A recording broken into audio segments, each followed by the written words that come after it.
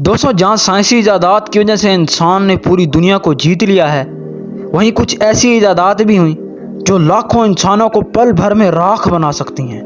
मेरी मुराद nuclear bomb.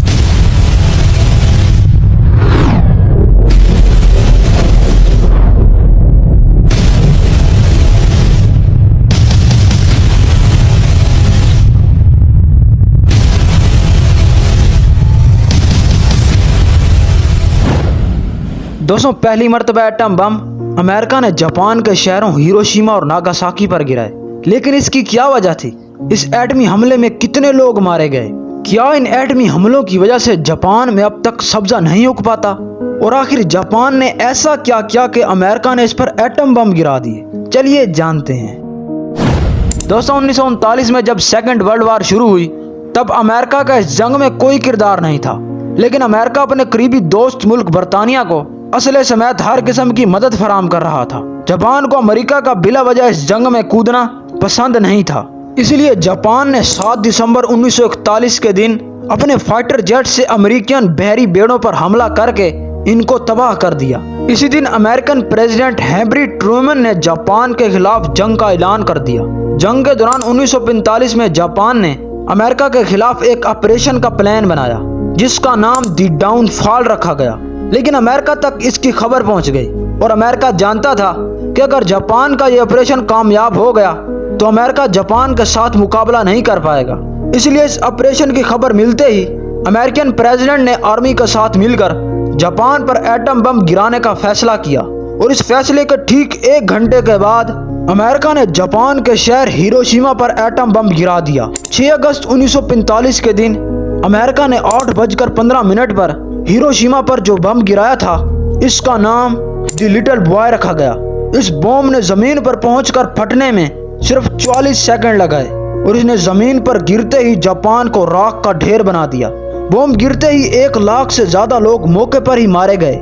इससे पहले कि जापान संभल पाता, अमेरिका ने ठीक 3 दिन बाद यानी 9 अगस्त को जापान के शहर नागासाकी पर दूसरा एटम बम भी गिरा दिया और इस बम का नाम द फैट मैन रखा गया। इस एटम बम ने चंद सेकंड में ही 80,000 से ज्यादा लोगों को मौत के घाट उतार दिया। इन दोनों एटमी हमलों में 2.5 लाख से ज्यादा लोगों की मौत हुई, जिनमें ज्यादातर आम आवाम थी, जिनका कोई कसूर नहीं था। दोस्तों, इसके अलावा इन एटमी हमलों से ऐसी खतरनाक रेडिएशंस खारिज हुई जिनकी वजह से लाखों लोग कैंसर और इस जैसी दूसरी बीमारियों का शिकार हो गए। दोस्तों, हिरोशिमा और नागासाकी पर बम गिराते वक्त का टेम्परेचर 3 लाख डिग्री सेंटीग्रेड था, जो कि सिर्फ चंद मिली सेकंड में ही लोहे को भी आसानी से पिघला सकता है। तो इससे आप अंदाजा लगा सकते हैं कि वहां मौजूद लोगों के साथ क्या हुआ होगा। इन बॉम्ब्स की रेडिएशंस इस कदर खतरनाक थीं कि जापान के अंदर आज भी कई बच्चे ज़हनी और जिस्मानी तौर पर माजूर पैदा होते हैं। दोस्तों, हिरोशिमा और नागासाकी पर एटम बम गिराने से पहले 50 अलग किस्म के छोटे बम जापान पर पहले ही गिराए जा चुके थे, लेकिन वो एटम बम नहीं थे। इनके नतीजे में 400 लोग मारे गए और तकरीबन 2000 लोग जख्मी हुए। इन एटमी हमलों के बाद जापान के प्रेसिडेंट ने 14 अगस्त के दिन अमेरिकन आर्मी के सामने सरेंडर कर दिया। रिपोर्ट्स के मुताबिक अगर जापान अब भी सरेंडर ना करता तो अमेरिका 19 अगस्त को जापान के शहर टोक्यो पर तीसरा एटम बम गिराने की तैयारी कर चुका था। दोस्तों, इन एटमी हमलों के तकरीबन 6 माह के बाद तक हिरोशिमा और नागासाकी की जमीन पर सब्जा नहीं उगा और 6 माह के बाद ओवरिंडर वो पहला फूल था जो एटमी हमलों के बाद सबसे पहले जापान की जमीन से निकला। जापान ने इन हमलों में मरने वालों के एहतराम में आग जला रखी है, जो हर वक्त जलती रहती है। और जापान का यह कहना है कि आग इस दिन बंद कर दी जाएगी जब पूरी दुनिया से एटम बम्बों को जाया कर दिया जाएगा। दोस्तों, जंग किसी भी मुल्क के लिए फायदेमंद नहीं होती और ना ही जंग किसी मसले का हल होती है।